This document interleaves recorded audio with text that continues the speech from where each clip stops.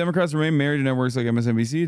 Hasan HasanAbi, the internet's most visible leftist content creator, has been beating a similar drum for the past couple of weeks. This is a cynical right-wing framing instead of accurately addressing the real problems the Democratic Party has.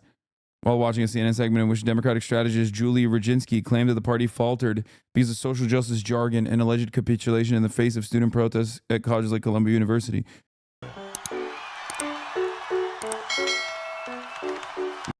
That's a good dad doing the right thing. Anyway, here's an article from Nathan Grayson. There will never be a liberal Joe Rogan, but the Democratic establishment prefers to ignore what it's already got. Within seconds, the left-leaning pundits calling for a liberal Joe Rogan day after Trump's re-election, the idea had already become a meme. At this point, posts deriding the notion of the massively popular podcast host, but blue, are at least as numerous as those sincerely endorsing it. The reason is clear. Joe Rogan, the man in the cultural phenomenon, is not something you can simply grow in a tube, though he does look like a homunculus. But these cries elide a more salient point. There's already a left-leaning content creator ecosystem, and the Democratic establishment chooses to ignore large swaths of it. For the moment, Democrats remain married to networks like MSNBC and CNN, as well as papers like the New York Times, places that will parrot the comforting lie that Kamala Harris lost because of her campaign, which went hard on topics like border control and a lethal military, while failing to take strong stances on trans rights in Palestine, was somehow too woke. New segments of columns suggesting that Dems surrendered former strongholds because they use words like Latinx have left even mainstream names like Jon Stewart baffled. You were exposed in a viral TikTok? What? Also have a very questionable, almost carnal, lascivious obsession with LeBron James because every single day my boyfriend brings him up to no end. First it was my sunshine. Every day, my sunshine, my sunshine, my sunshine. I thought he was talking about me. My nigga, he was talking about LeBron. Now he's talking about pouring honey on a goat. I'm pouring honey on a goat. What are we talking about right now? Do you want to have sex with him? I think my boyfriend is. Yes, but only if he deems me worthy. Like, what kind of question? Like, this doesn't make any sense. Like, when people ask this question, I'm like always confused. It's like, that is a deity, okay? That is a god. What do you mean? The answer is yes. He's emotionally cheating on me with LeBron James. Every day he's bringing up LeBron James. He asked me if we can name our daughter LeBronette. Is this should I be concerned? I don't know. I think I'm talking to my therapist about this. Imagine you shouldn't be concerned because there's no one in the world that could fill that void. Okay? That's it. Never beating the bisexual allegations? No, it's different. It's called LeBron sexual, okay? You pick up your phone, your boyfriend starts singing, "You are my sunshine, my oh my god, wow, you really love me." Like, look at that, bagless, okay, for 20 fucking plus years, bagless, and the most dominant player. How is that possible? Just pure stamina, okay? No frills, all thrills, okay? Just straight up. Yes, bagless. It doesn't matter. He doesn't need it, okay? You know who needs bags, dude? You know who needs to have an inventory? You know who needs to have an inventory of different kinds of movements? It's like, save that shit for LaMelo Ball, okay? That's a different style. And that's fun too, okay? I like that. I like watching that as well. But LeBron James does not need it, okay? He does not need it. How is he still getting better? He's 40. Oh my god, wow, you really love me. He's talking about a 48-year-old basketball player. Yeah, the only reason why it's valid that LaMelo Ball got fined $100,000 for saying no homo is because yes, homo when LeBron exists, okay? That is not only homophobic to say no homo, it's to say no homo in the same league as LeBron James. That's it.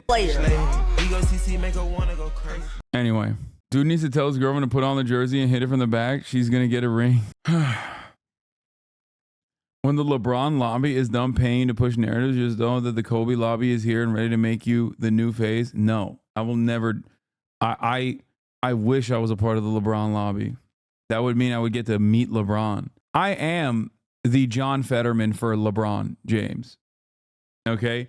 An oafish ogre who only is motivated by one thing and one thing only: undying love and loyalty to the infallible LeBron James, the man who invented basketball. Will you stroke to LeBron? Yeah. Anyway, you are the anti-LeBron defamation league? Yes. Anyone who defames LeBron, I will instantly call a white supremacist. Doesn't matter. Like that little black baby who was who was put in timeout by her goated father who was correcting the record. Okay. Anyway. For the moment, Democrats remain married to networks like MSNBC. Hasan HasanAbi Piker, the internet's most visible leftist content creator, has been beating a similar drum for the past couple of weeks. There's a cynical right-wing framing instead of accurately addressing the real problems the Democratic Party has. While watching a CNN segment in which Democratic strategist Julie Rodzinski claimed that the party faltered because of social justice jargon and alleged capitulation in the face of student protests at colleges like Columbia University. And this is the only thing your parents are watching. Just remember that. The only thing your parents are watching is this kind of dumb, nonsensical bullshit that deflects the actual responsibility away and just looks at the problem and says, you know what it is? We didn't just do more of the thing that actually made people annoyed with us. Piker spends months leading up to Harris's defeat decrying her desperate entreaties to a non-existent midpoint between Democrats and Republicans. He critiqued their failure to offer voters economic policies that might truly fire them up, especially after the campaign brought on crazy taxi expert and weirdo identifier Tim Walz, whose track record as governor of Minnesota suggested to focus on such issues. Piker pushed hard against the Democrats' unwillingness to platform a Palestinian, so much so that it might have gotten him kicked out of his suite at the Democratic National Convention in Chicago. On election night, Piker streamed to over 300,000 concurrent viewers. This put him in league with right-wing heavy hitters like Dan Bongino, Steven Crowder, Charlie Kirk, Tucker Carlson, pillars of an alternative media apparatus that the liberal commentariat now covets. But instead of holding up Piker and his example of what America's left could use more of, they invented a hypothetical, an uncritical, subservient totem in liberal Joe Rogan. To other leftist content creators, this served as evidence that liberals do not understand Rogan or the non-hypothetical alt-media ecosystem that already does exist. Joe Rogan is not Ben Shapiro, Caroline Kwan, a leftist Twitch streamer who covers pop culture's whole aftermath. He's not Charlie Kirk. You can say he's part of the manosphere that the Republican Party has been courting in its election outreach, but Joe Rogan did not come into his success as a podcaster because he was talking about politics or because he was explicitly a conservative. Yes, he endorsed Trump, and yes, he certainly believes opinions and beliefs that are very right-wing in nature, but he also believes in climate change. He's not a straight-up right-wing dude, and that's why people are drawn to him. They're drawn to the culture that Joe Rogan is a part of, that he has created in talking about working out, talking about space, talking about being anti-establishment, expressing distrust of authority. Joe Rogan is not a Ben Shapiro. Admittedly, Rogan has moved extremely far to the right in recent years, embracing numerous conspiracy theories as a result of COVID-19 vaccines and lockdown measures. Still, as Kwan sees it, there are clear fissures in a right-wing media landscape that people on the outside looking in might be tempted to view as homogenous. You have right-wing sphere of commentators like pundits like Ben Shapiro. These guys are funded explicitly by right-wing mega donors and corporations, the same that would be funding a Fox News, she said. They're explicitly ideological in their conservative politics, and they are news, but in a non-traditional format. They're podcasting. They're on YouTube. Then you have the group of, for example, Lex Friedman and Joe Rogan and Theo Vaughn, where they are not explicitly and totally political. It's something where they have conversations with a wide range of people, from conspiracy theorists to Marianne Williamson to Donald Trump to some random dude off the street. It's an online culture of talking about anything and everything versus being an extension of a political party. These less political personalities help the Republican Party make inroads among low-propensity voters, those who participate in elections infrequently, if at all, to a degree that polls fail to anticipate. Why don't you go on Joe Rogan? Joe Rogan will never have me on. I would go on Joe Rogan. I don't give a shit. While the right-leaning, brain pill-popping manscape is hardly the only reason such demographics made a rare cameo in voting booths, it's hard to overstate the impact of Vaughn's Trump interview, which garnered nearly 50 million views on YouTube, or Aiden Ross's live stream with then freshly traumatized septuagenarian, which peaked at 580,000 concurrent viewers, and both of which allowed viewers, many young and male, to see Trump in a new light. In the latter, Trump often appeared befuddled and out of place, but Ross's approach made the encounter memorable, gifting Trump a Cybertruck with an image of his own attempted assassination on it. Moments like that outlive 100 samey Trump speeches. Joe Rogan will never have me on his show, for the record. I've shit on him way too much over the last couple of years. That would never happen. But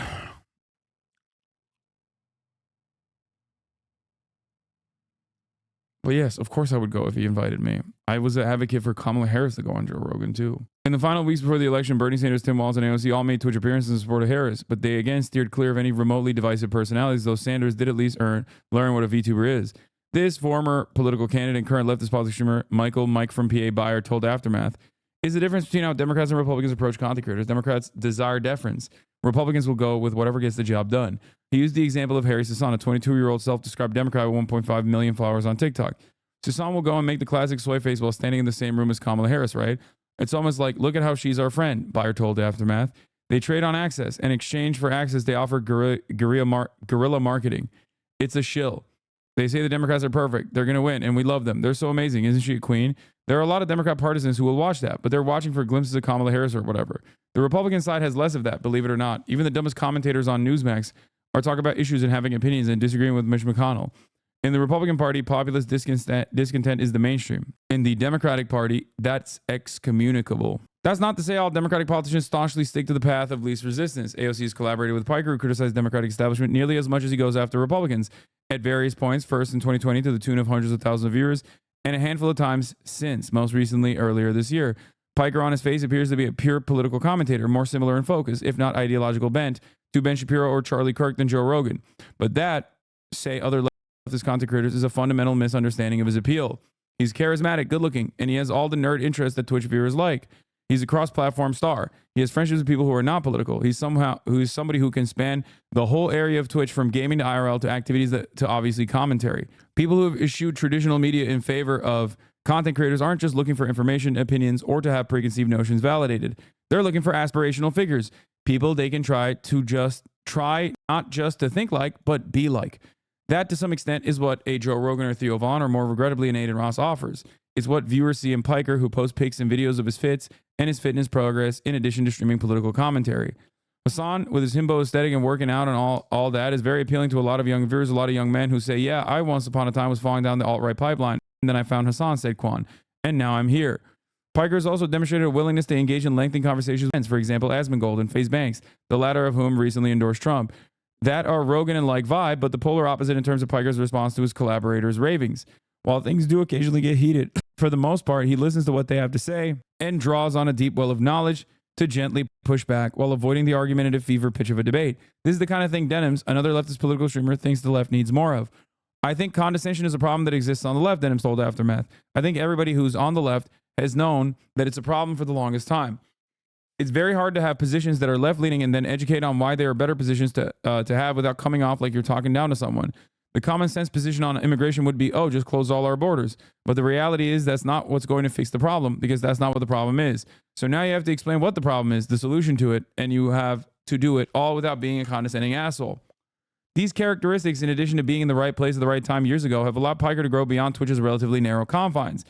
In that regard, at least among leftist streamers, he stands alone. While the right counts among its ranks a whole cinematic universe of Crowder-sized politics yappers and has managed to lure over ostensibly apolitical figures like Rogan and Ross, the left boasts just one Piker, and boast is probably overstating it considering how reluctant the establishment has been to embrace him. Other leftist streamers, of which there's a growing faction, are vastly smaller. On a good day, Bayer is, as he put it, between 10 to 25% of Hasan in terms of viewership.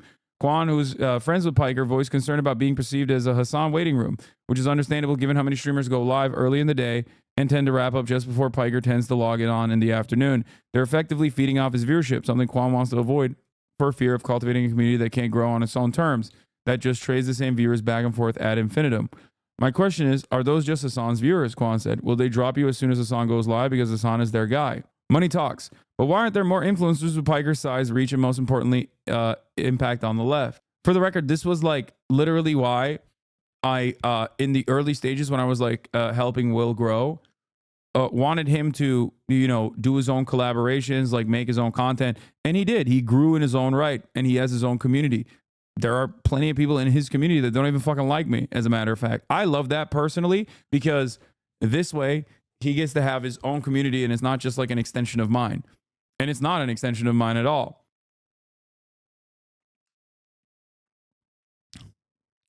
But why aren't there more influencers with Piker's size, reach, and most importantly, impact on the left?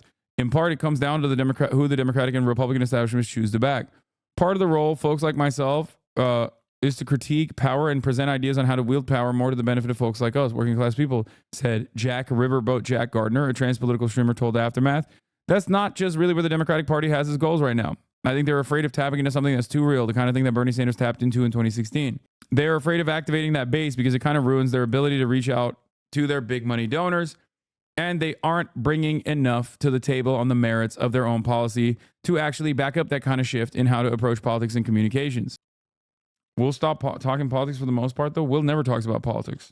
Republicans are playing by different rules. Their content creators trade in outrage, misinformation, and conspiracy theories, which keeps their base riled up and ready to lash out.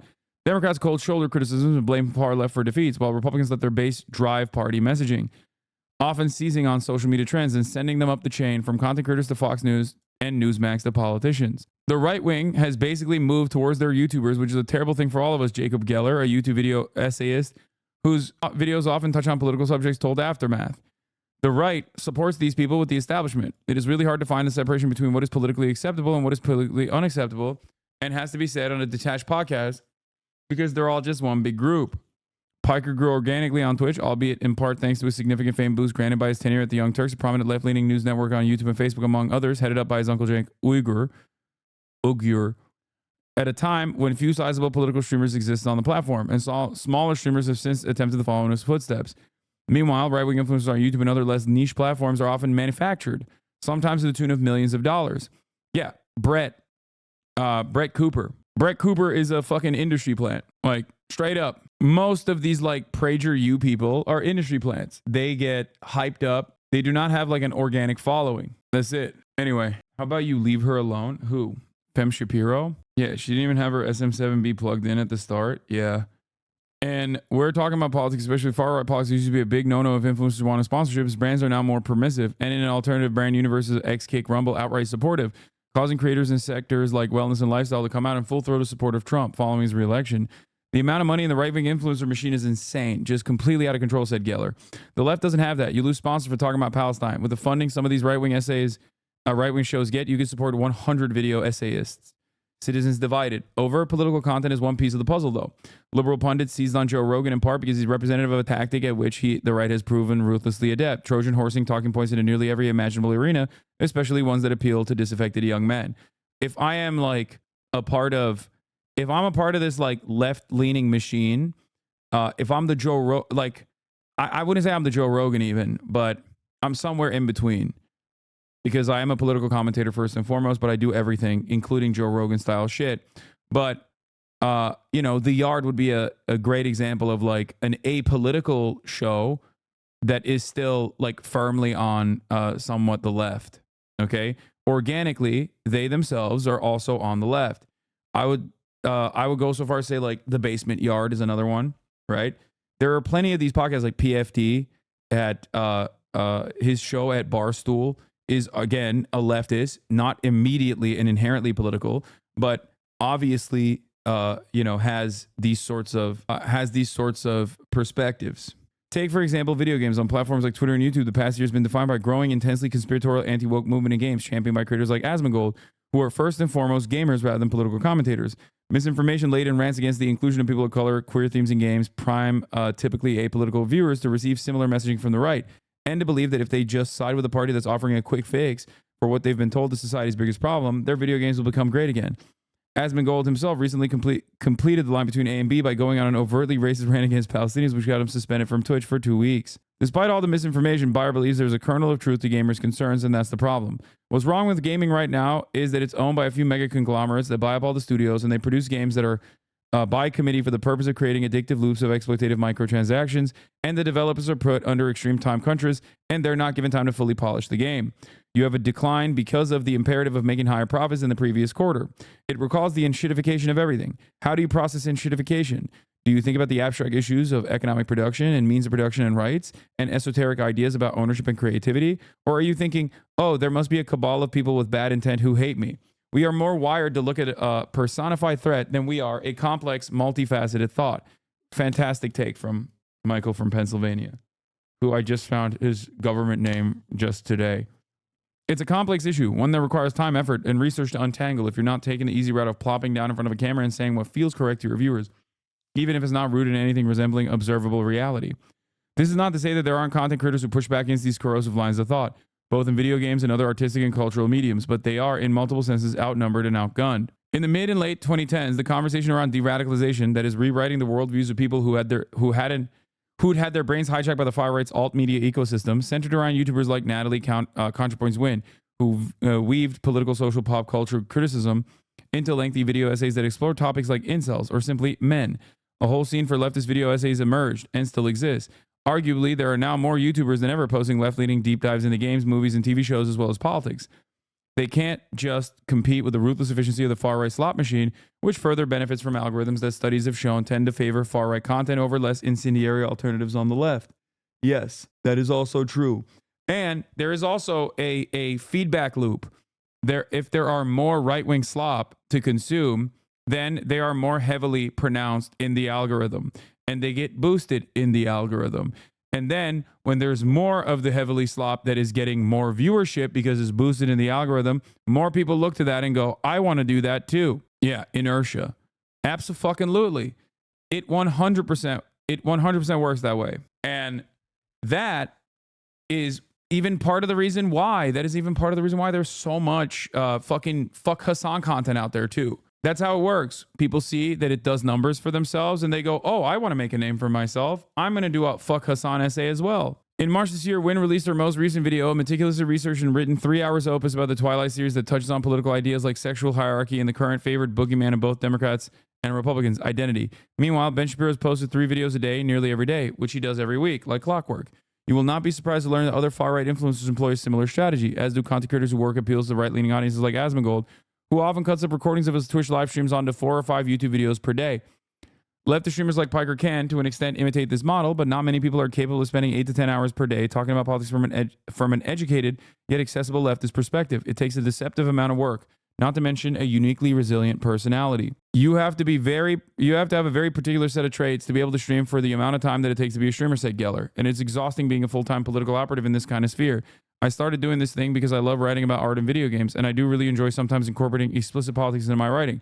But if somebody told me this is what every video has to be, I think I would just burn out so much more quickly. There's also the issue of research. Sarah Z, a video essayist who focused on pop culture, internet history, and fandom, pointed to the example of the Gravel Institute, a left-wing attempt at countering conservative advocacy channels like Notorious Propaganda Firehose PragerU, which has over 3 million subs on YouTube and publishes multiple videos per day. As of now, Gravel Institute has under 400,000 subscribers, and they have not put out a video in over 2 years, she said. I don't think their videos are all bad. In fact, I thought their documentary on Cambodia was quite well researched and well crafted, but that's also why it couldn't work. That's why it couldn't be the new PragerU. It was aesthetically similar in that it was bite-sized political content with cute animations, but unless you have a massive amount of money to start with, you can't simultaneously be an educational channel and be constantly producing slot machine. Yeah, the other part of it is money. Money.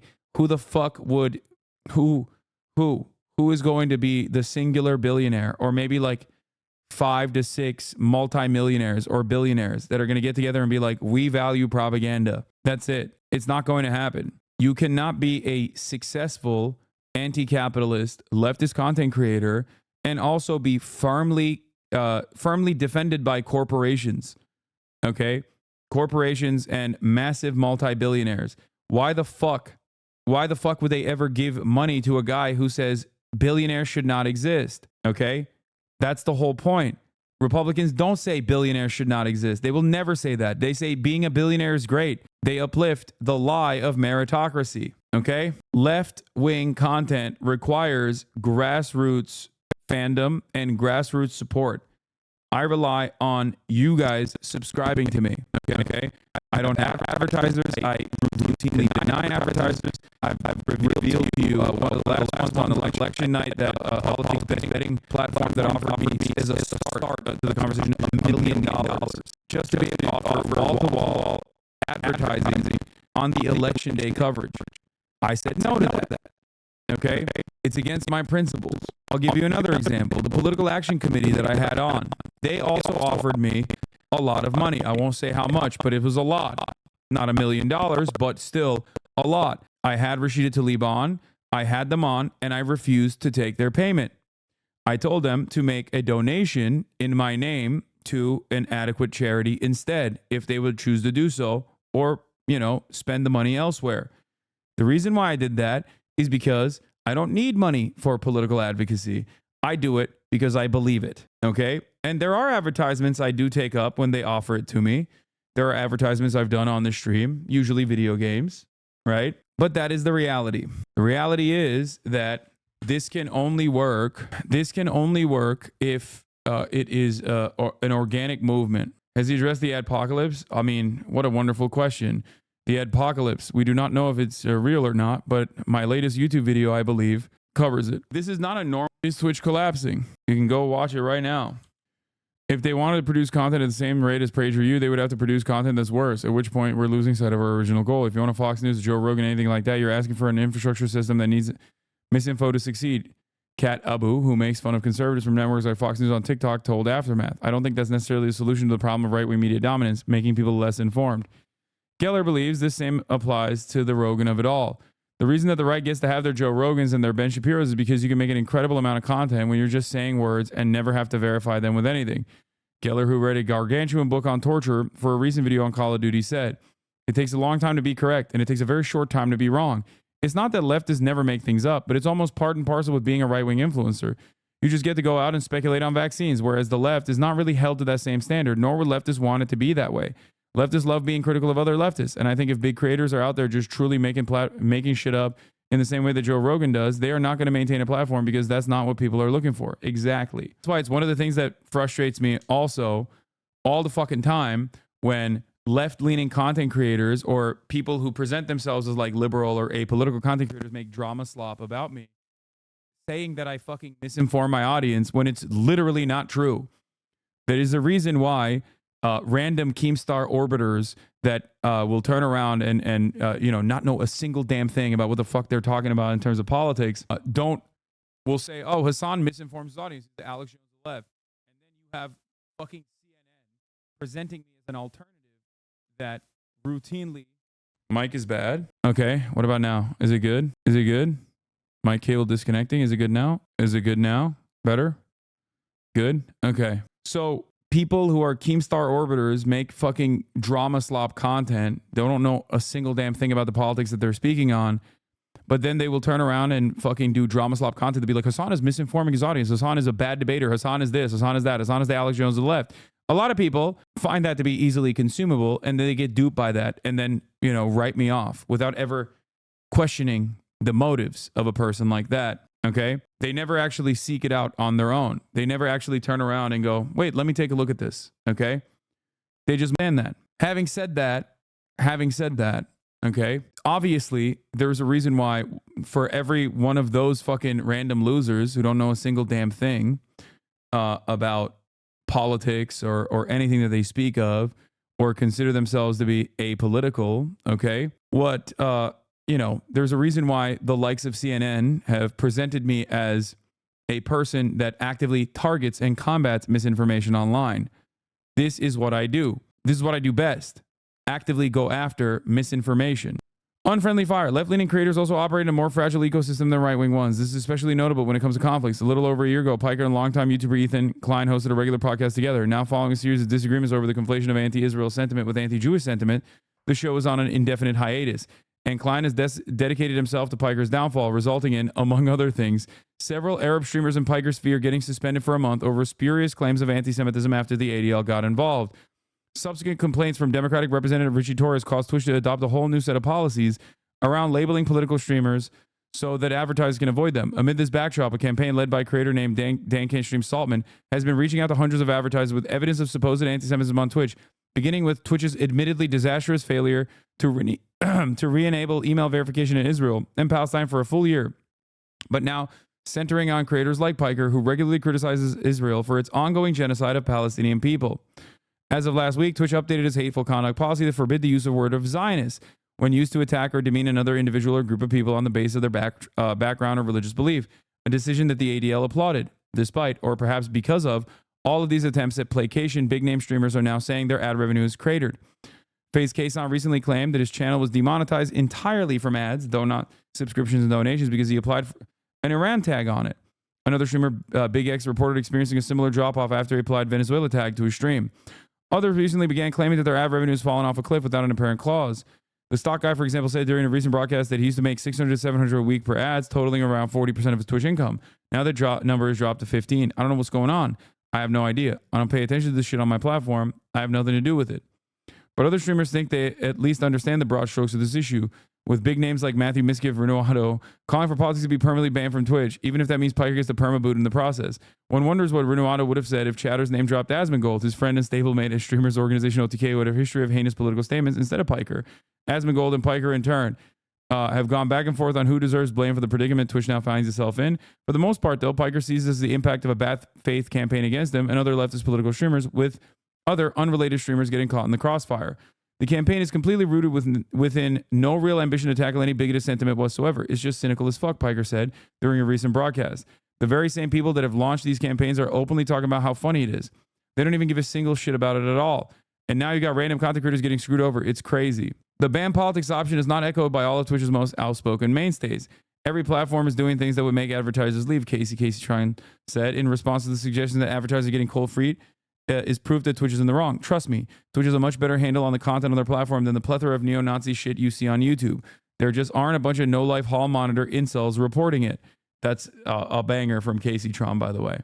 It's correct. YouTube is a relevant point of comparison as some creators have begun referring to what's happening on Twitch as his own version of YouTube's 2017 Adpocalypse, a series of advertiser boycotts that forced the company to pour millions into creating one of the most sophisticated ad targeting systems in the world. It remains to be seen whether Twitch will take drastic action. One report suggests that the actual number of advertisers pausing spending on Twitch has been limited, but not insignificant. Nonetheless, drama farmers like Daniel Keemstar Keem have taken to catastrophizing about this supposed purple-hued adpocalypse for content. But over the weekend, the adpocalypse narrative took some pretty serious hits. The stock guy returned after doing some tinkering and figured out the culprit on his end. Turns out he'd previously applied an election tag to his channel. Once he removed it, his ad revenue went back to normal. This suggests that Twitch is diverting ads from political content, not that advertisers are suddenly abandoning the platform in droves. There's not a fucking adpocalypse, the stock guy said. It's an advertising thing that is happening to a specific subsect on the platform. I took it off, and guess what? I'm back. Jason, Pirate Software Hall, who regularly managed to pull in over 10,000 concurrent viewers and is, by most important metrics, a big streamer, offered a similar read on the situation. There's no adpocalypse going on, Hall said during a recent broadcast. None of our ad revenue has changed. None of the ad revenue of any streamer that I know has been changed. I know that there were some problems with specifically certain tags on Twitch that people were talking about, but none of our shit has had problems. Aftermath reached out to Twitch with questions about recent ad revenue woes, but did not receive a response. Sometimes drama leads to increased viewership. After all, if right-wing creators have taught us anything, it's rage on the modern internet means engagement, and engagement means more prominent algorithmic placement. But it is the principle that underlies an overwhelming amount of right-wing content. But today's fights could have also had lasting consequences, whether they come from interpersonal feuds or from popular creators who claim some degree of liberal or leftiness while regularly espousing right-wing talking points, like the increasingly transphobic Young Turks or debate bro scene king Stephen Destiny Bonnell, the latter whom has been banging the anti-piker drum so hard recently that it's on the verge of caving in. Though Twitch has tried to at least performatively champion progressive causes over the years, it is uniquely vulnerable to outside influence due to its relatively small size and lack of profitability. Public conflicts involving both creators and influential external forces like the ADL put additional pressure on Twitch to apply its purposely vague rules against streamers, dealing with bad faith attacks, and other applications of strength in numbers. This is the best thing I've read on this, by the way. Like, straight up. It's like, from the outside, with like limited information, given that like Twitch is not revealing anything on their end. You know, maybe, yeah, Ludwig from Video Game should have used this article as a script, honestly. Yeah, you should send this to people if they're wondering what the fuck is going on. Put external pressure on Twitch to apply its purposely vague rules against streamers. Obviously, this is not going to get upvoted on LSF, though. Don't worry. We got Richard Lewis's fucking garbage that he's getting directly from fucking Dan Saltman and Destiny. Yeah, Breitbart's very own Richard Gamergate Lewis. He's writing all the good articles on this stuff. He's got his finger on the pulse, you know? It's so funny that like all of this narrative about what's going on in Twitch is being driven by those who are not even on Twitch, by the way. Cake streamers. Fucking cake streamers are leading this fucking anti-Twitch crusade right now, okay? They're going super hard with the Artemis shit today. Oh my God, a million times over, dude. Denims, who was among the streamers that got suspended from Twitch for a month following claims of anti-Semitism, sees two options. Stay on Twitch and risk getting suspended again, and now possibly demonetized, or go to YouTube and just face possible demonetization. Asman is helping give them credence. Yeah, but once again, Asman is the only like insider on Twitch that is like offering them some level of charitability. Having said that, however, you know, Asman Gold also talks extensively about you know, the Japanese gaming industry not being tarnished by fucking Western woke culture or whatever the fuck. Venoms, who was among the streamers that got suspended from Twitch for a month following claims of anti-Semitism, sees two options: stay on Twitch and risk getting suspended again, and now possibly demonetized, or go to YouTube and just face possible demonetization. I think if Twitch was the same size as YouTube, they wouldn't care about it, like the Steven Crowders of the world, the way that YouTube doesn't care about literally Steven Crowder himself, Denims told Aftermath. But because Twitch is relatively to YouTube much smaller, they actually have to care about a lot, which has put them in an awkward position where they want to capitalize on political content because they're a company, but they don't want to hurt their bottom line, and they already aren't making any money because streaming is very expensive. For me, it feels like Twitch is not really my home anymore because they're in this transition period of growth. I think between getting your YouTube videos demonetized and getting banned on your streaming platform, I prefer to get my videos demonetized and try to work around whatever got me demonetized for the next video and the one after that. Nothing is true and everything is possible. It's not all doom and gloom, though. While leftist content creators face an uphill battle no matter which platform they're on, there's a clear opportunity to build formats that are new and different and perhaps better, removed from both party line towing traditional media and alt media's endlessly spurting slop fire hose. I don't know what my future is going to look like, said Kwam, but I really like the fact that I cover a lot of pop culture and I'm a leftist and I try to fuse the two and teach people, educate people, entertain people, but above all, create a community that's a positive one, not where we're disseminating hateful views that are further marginalizing already marginalized people. A lot of what is considered to be quality work coming out of the left is enjoyable because it's what people like Joe Rogan are not, tightly scripted, well-researched, and unambiguous in conclusion, said Sarah Z. I don't think that's a bad thing. And I also don't think we should be considering de-radicalization as a primary goal because artful treatment of the news and broader culture is important, but it's going to influence and create culture with a very different timescale and potential for spread than the reactionary stuff. She went on to draw a parallel between the recent election. Democrats spent much of their time reaching for the center and tailoring their message to largely imaginary, disaffected Republicans. In the end, hardly anybody on the right or left was excited about what they were seeing.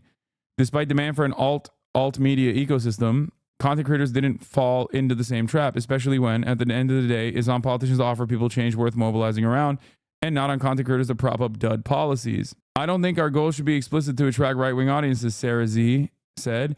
And of course, that doesn't mean there's no space for people who don't already agree with us. But as far as I can tell, with the recent election, conservative voters tend to vote conservative. I think this focus on creating a media ecosystem that brings in outsiders and is less impactful than making work that energizes and educates those who are already willing to listen. I think the strive for conversion as a primary goal is to intentionally create work that's less than substantive. Geller hopes that he can at least provide a persuasive alternative to what's out there, something that sticks in people's minds long enough to maybe change them. I don't think that the right provides a very interesting way to critically analyze or take apart art. And so I'm kind of hoping that it is almost implicit in my approach, he said. What I would love to happen is somebody is stumbling across YouTube, they see one of my videos and watch it, and it's considered enough that then they see the contrast with an Asmongold and think, wow, I guess I've been eating trash and I just didn't know until now because I've never eaten anything that wasn't trash. Here's something that provides some other version of what this could be. Bayer, who is part of the cadre that streams nearly every day like Piker, sees each time he goes live as an opportunity to build and strengthen his community for whatever lies ahead. I'm really interested in what will happen when we have, as capitalism inevitably does, another economic contraction, Bayer said. Will we have another opportunity? I think the reason why Bernie Sanders was not able to win is because economically in 2016 and 2020, the economy wasn't that bad. If the left-wing bubble had happened, corresponding with a decline in confidence in capitalism or the markets themselves, it might have been a different outcome. So I'm building for the opportunities that lay ahead one day. There's really a big silver lining to Kamala Harris losing, and that is that the field is open and we'll have nobody to blame but ourselves if we choose to do another Biden, Clinton, Obama, or Harris Democratic Party. That was sick. 10-10. No notes. It's totally possible. It just feels like Devin is just using this to get his name back into the discussion, but I could also see him being involved too. I've listened to what he actually has to say on his YouTube channel. It's very misguided analysis. He thinks Twitch viewership is declining because of the content. He doesn't even mention the increase in ad density or how Twitch is still far away the leader in live streaming. He directly says either all politics is banned or we have all sides represented. It was odd to hear. Yeah, that's the real problem with Twitch is that we don't have Dan Bongino on the platform. Great article. Yeah. The real problem with the website is that there aren't enough Nazis on here. We got to have them on the platform. Meanwhile, everybody fucking shits on Kick, and Kick is in a state of inevitable collapse every other day because they have this, free speech rule, which is just simply a way to say, if you're a fucking neo-Nazi, you can come on this platform. Yeah, go read this article and share it with people. Rewatch the one interview where D seeds at you laughing with two girls. It's actually really funny because he acknowledges it hurts his future prospects. What? I don't even know what that is. I'm going to retweet this. This is the best. Long read. Anyway, there's like 3 really good articles in there. So the one thing I was going to say, is a very comprehensive summary, and it's really good overall. There was another, what the fuck was I going to say? Jesus Christ, I can't think. Tomorrow, ladies and gentlemen, I will have the legend, the man, the myth, the legend, Dr. Mike Israetel. The Korean dating sim, I'm not going to be able to play tonight. I'm tired. It's 8 hours and 20 minutes in. Okay. But tomorrow I will be lifting with the Brolic brother, Dr. Mike Israetel. I'm very excited about that. That's going to be later in the day. And, you know, maybe we'll play the Korean dating sim together. Who knows? Okay. But that's what I got for today. I also saw this and I thought, let them fight. Destiny has become increasingly unstable since his wife left him. Conservatives have been disgusting for years, which is why I don't give a fuck about anybody that winds up at any of these rallies and gets shot or whatever the fuck, okay? Because they had no problem making fun of Paul Pelosi. The entire world would be better off if these people were permanently removed from these platforms. Like, there is no downside and only upside to see people like Candace Owens, Tucker Carlson, Tim Pool never be allowed to publicly broadcast their opinions ever again. It's exclusively bad stuff that happens. Conservatives have been disgusting for years, which is why I don't give a fuck. It's so funny that they hate like his best takes. Like they hate his best takes. Like his best takes get the most amount of hatred. And ironically enough, the shit that I hate him for is not this stuff, but instead is whenever he channels the most edgy and the stupidest fucking right-wing takes overall. Notice how he didn't mention Ben Shapiro? Yeah, because he likes Ben Shapiro and agrees with him. His lack of sympathy for a random dude at a rally getting clapped is pretty fucking psycho. You don't understand, okay? For him, it's like the sociopathy is considered a bonus. That's it. Like, he thinks it makes him look cool. He is... And to some losers online, they do actually track that as, like, being cool. They do. There's a lot of fucking losers who are like, I love edgy shit. I'm so glad this guy's doing edgy content. Yeah, he has the vice signal. Roseanne Barr, he was married to a woman. But yeah, like I'm willing to bet if Destiny tomorrow became a right-winger, like open right-winger, not like this, I'm a liberal, but I like to say the N-word type person that he has presented himself as, his audience would not change even a little bit. If anything, his audience would probably grow. And that's what's so weird about it. You know what I mean? But like the solid, like fuck Hasan fan base that he's cultivated would not even move an inch. They'd be like, oh, thank God you're finally here. So you're assuming right-wing peeps should drop the N-word? No, it's not just him like saying the N-word. That's just one aspect of his commentary. He's already there for most of the issues. He's basically Bill Maher. He's basically Bill Maher if he came from a message board, if you think about it. No, for sure. He is Reddit personified. 1000%. He has to be an edgy boy all the time. A little edgy boy. Even though he's like fucking 40-year-old man with a child. Yeah. He's less successful Reddit Bill Maher. Have you seen this? Thing was I said in the Mogul Mail that I think the ad rates will return by December. And they'll be all the way back in a year. I was wrong. The ad rates are already back. Here is a view of because I had some actual streamers reach out to me after I made that video. Because, you know, some people just, their ad rates got cut.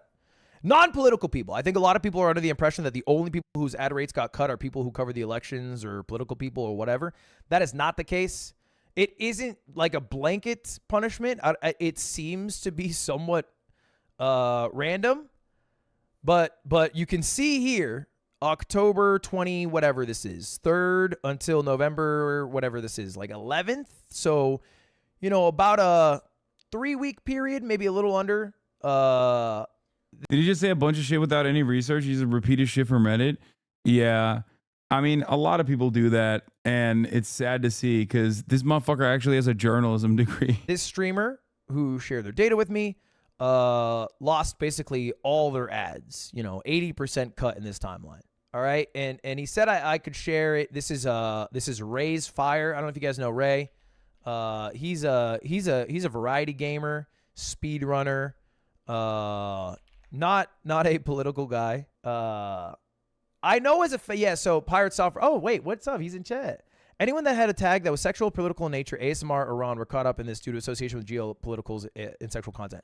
I know that as a fact is true, but there are also people who I think are none of those Pirate Software who also were affected by this. And this is the example I have. And look, I'm telling you right now, although he is good at Super Mario Jamboree, there was no sexual content there. Okay? Yes, Rosalina's a bad bitch. I agree with you on this point, Thor. Me and you are the same. We both think Rosalina's a bad bitch. Having said that, that is not the reason I think his ad rates got cut. It seems to have affected some other people. I don't know why. I don't know how, because you said you weren't affected by it. Did Lud not ask you about this at all? Not even a little bit. Like, not even a, hey, do you know anything about like this adpocalypse stuff? How it started? What's going on? Like, I didn't even know that he made a video about this until I saw people yelling at me. Until I saw people yelling at me that that he had made a video about this and that I had somehow stopped him from, you know, or made him delete a part of the video or some shit like that, which is once again a narrative that like just only exists on Reddit, and people are so invested in it. Like, people just straightforwardly believe it, like genuinely. You will never be able to convince those people that that is not what happened. And it's so crazy. HasanAbi is real. Bro always snubs you. He's like a weird friend of me. No, it's fine. He probably, I get it. Like, I understand why he, you know, probably didn't want his opinion on the matter to be tainted or tarnished. People develop fanfic before you knew about the vid. Yeah. I'm reminded of the time when I was in Australia responding to a fucking chatter that was saying something dumb, and I was like, I'm going to kill myself. Okay. And then getting my Discord messages clipped out of context, and then having like the entirety of Twitter, including Tim Pool, talk about my fucking downfall and how I had actually, you know, I was falling off and then I was on the verge of real suicide. I had no idea that this was happening. Okay. I had no idea that this was fucking happening until people reached out to me, like people that I know in the real world, like fucking Big Mike called me and was like, bro, is everything all right? I saw on Twitter that you were like going to kill yourself. And I was like, what? That's one of the most, like, that's one of the most obvious instances where like it truly doesn't matter what the real world looks like, what the actual truth of the matter is. And what matters is the narrative that people want to create. And I think a lot of people, when they're faced with the reality, still don't want to, you know, they don't want to be reasoned with. They just want to continue along with this narrative that I had objectively fallen off. It's so great looking through old Reddit threads. You can clearly see how unhinged Destiny's community is, even from a neutral POV. Yeah. And it's very weird.